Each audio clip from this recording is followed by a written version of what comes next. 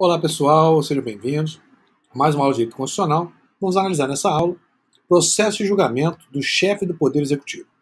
Vamos examinar, portanto, as regras relativas ao processo de julgamento, primeiramente do Presidente da República, tanto nos crimes comuns como nos crimes de responsabilidade, e posteriormente vamos ainda tecer comentários em relação ao chefe do Poder Executivo, no âmbito estadual, governadores, distrital, governador, e também municipal, prefeitos.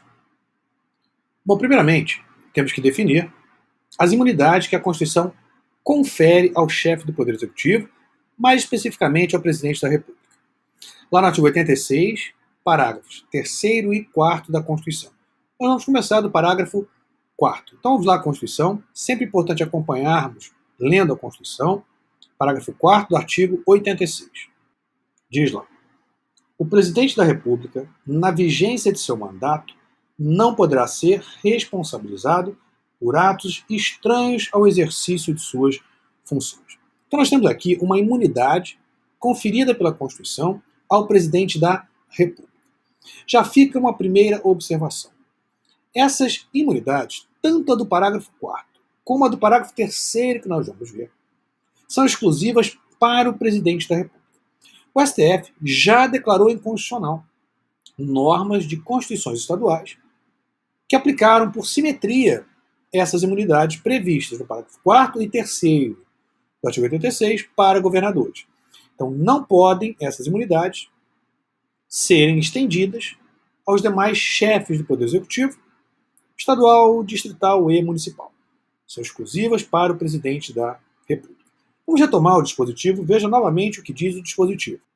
O Presidente da República, na vigência de seu mandato, não poderá ser responsabilizado por atos estranhos às suas funções.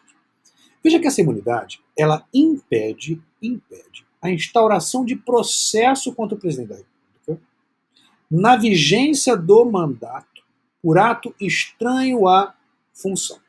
A contrário senso, se ele pratica um crime relacionado à função, ele pode sim ser processado na vigência do mandato. Essa imunidade tem por fim garantir que o presidente não fique impedido de exercer suas funções quando acusado pela prática de crime que não tem relação com as funções desempenhadas.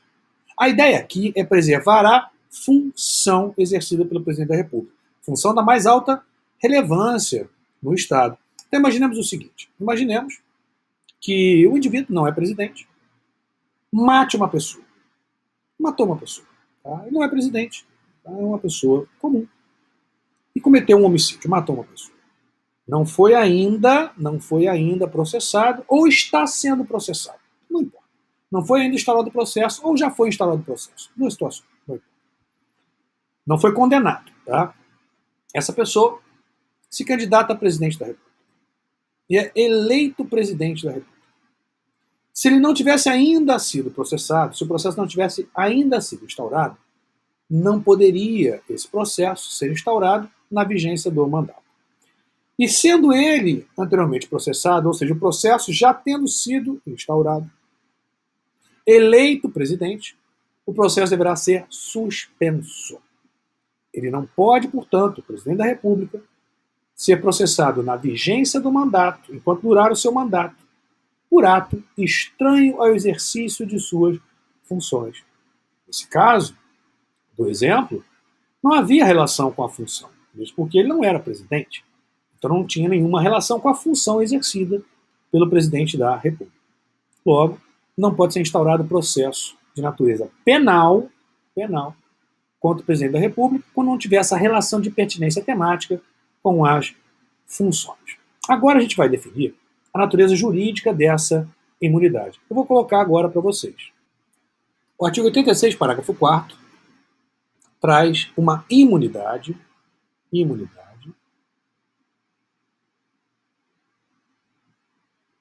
formal processual.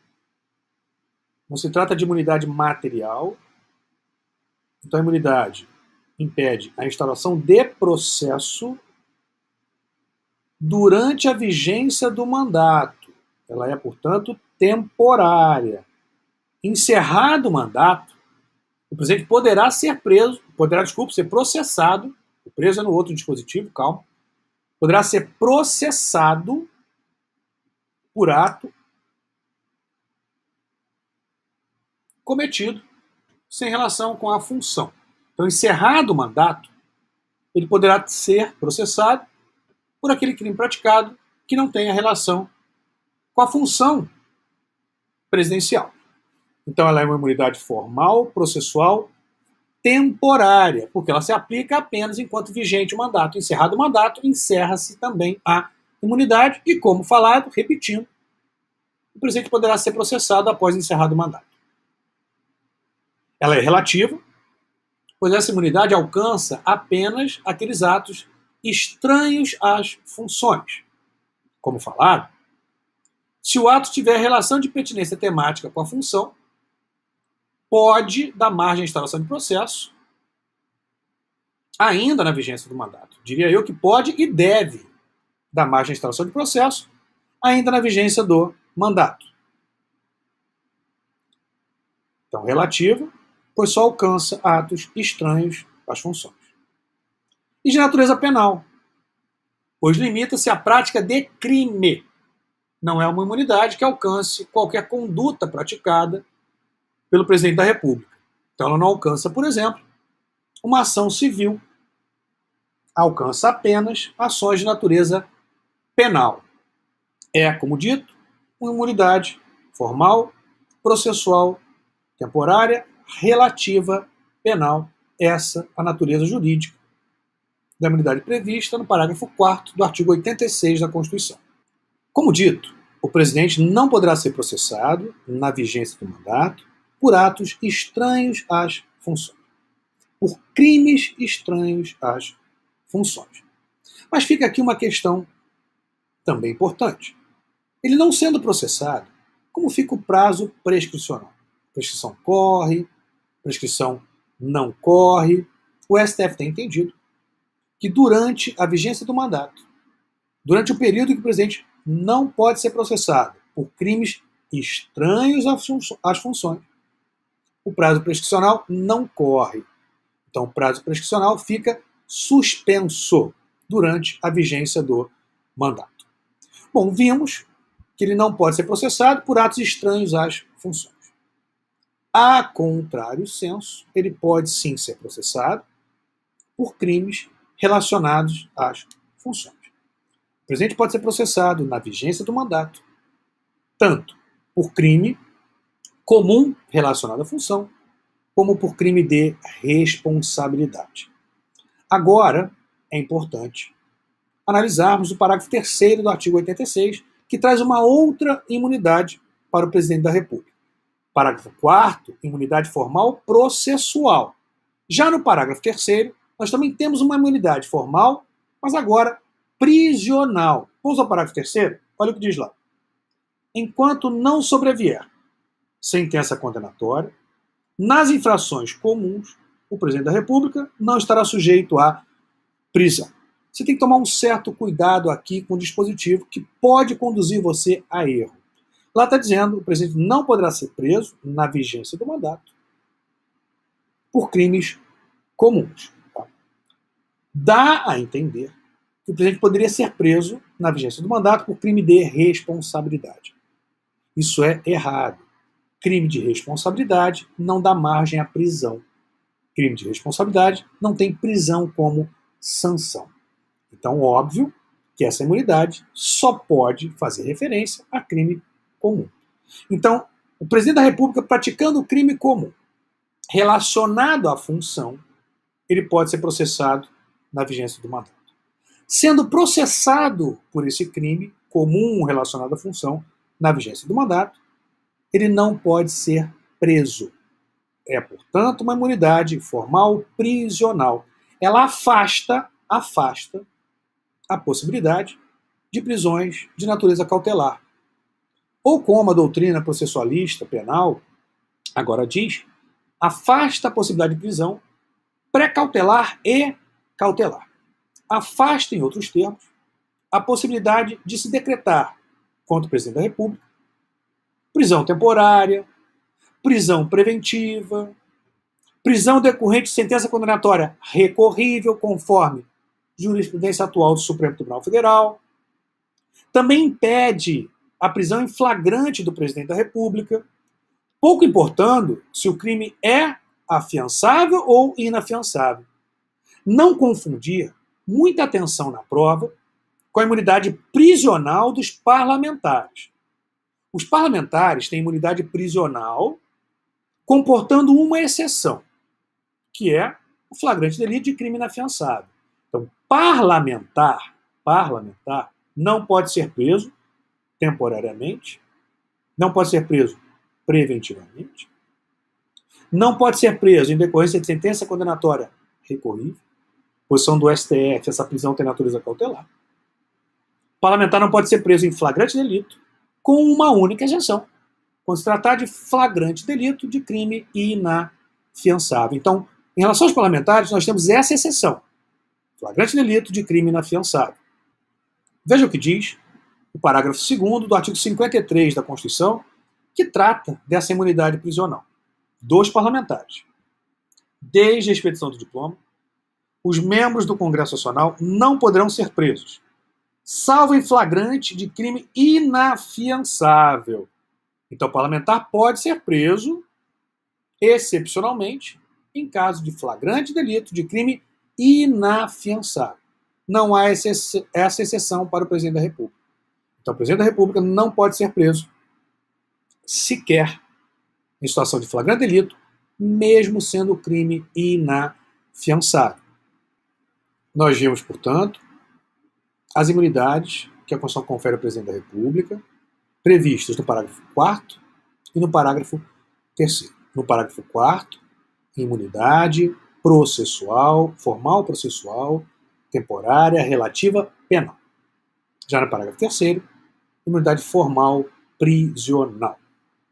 Mas vimos também que o presidente pode sim ser processado na vigência do mandato por crime comum relacionado à função ou por crime de responsabilidade. É o que nós vamos estudar a partir do próximo bloco. Vamos fechar esse bloco. No próximo bloco nós voltamos analisando o processo de julgamento do presidente da República nos casos de crime de responsabilidade e de crime comum relacionado à função, que tenha relação com a função. Se não tem relação com a função, incide a imunidade do parágrafo 4º e ele não pode ser processado.